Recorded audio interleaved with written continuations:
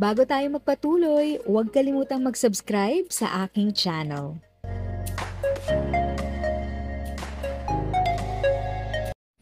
Thank you sa pag-click ng aking video. Good day po sa lahat ng ating SSS pensioners. Sa mga bagong viewers at napadaan lang, by the way, I'm Tita Eda.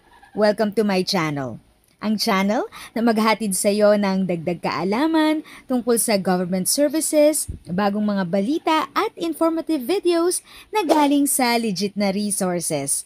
Mag-subscribe na para updated ka. Magandang araw, mga minamahal naming pensyonado ng SSS. This is Tita Eda. Isang mahalagang paalala lang po ang hatid ko sa inyo ngayon. Ang deadline ng ACOP o Annual Confirmation of Pensioners ay sa Abril 30, 2025. Bakit nga ba mahalaga ito?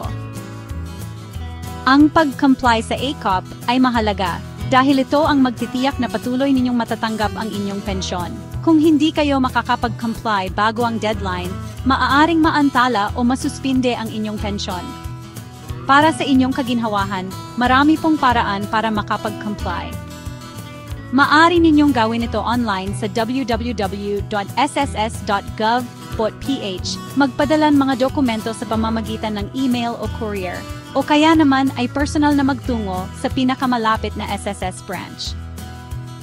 Kung kayo ay may edad 80 pataas, inaaral ng SSS ang mga mas convenient na paraan para sa inyo, tulad ng home visits o video conference. Para sa karagdagang detalye, bisitahin ang www.sss.gov.ph o sundan ang SSS sa Facebook, Instagram, YouTube at Twitter.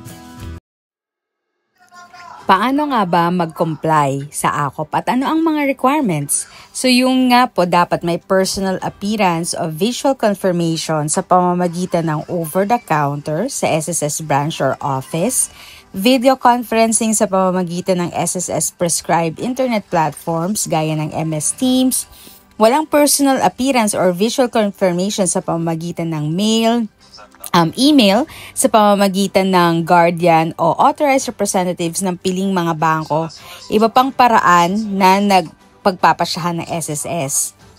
At para naman po sa mga surviving spouse, pensioners at dependent children na may edad na 18 years old pataas, nasa ilalim man ng guardianship o hindi, ay kailangan mag-present ng kanilang SSS number, gayon din ang SSS number ng miyembro or namatay na miyembro tuwing magko-comply sa ACOP. Kung hindi SSS member, kailangan nila mag-apply para sa online issuance ng SSS number sa pamamagitan ng SSS website bilang existing pension na may kaukulang registration sa my.sss portal. At eto naman po ang usual na tanong. So, sino dapat ang mag-comply sa ACOP?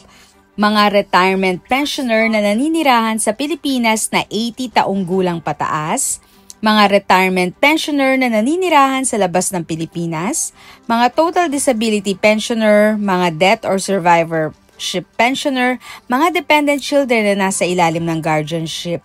So, ang schedule ng pag-comply sa ACOP, retirement at total disability pensioner buwan ng kapanganakan ng pensioner, death survivorship pensioner buwan ng kapanganakan ng namatay na miyembro, dependent children under guardianship buwan ng kapanganakan ng miyembro o namatay na miyembro. Kaya nga po April 30 dapat yung para sa may mga dates na yon or buwan na yon dapat makapag-comply kayo para hindi nga po maputol ang inyong pensyon.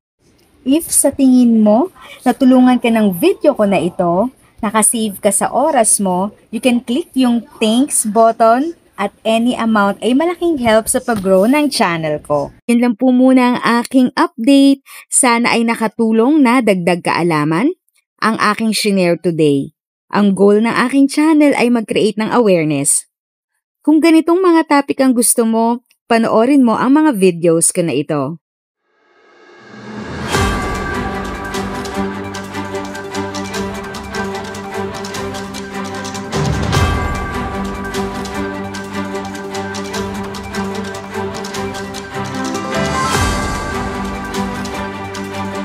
Thanks for watching! Kung may kapamilya, kaibigan o kakilala sa tingin mo ay magiging interesado sa video, please share or tag sila sa comment section.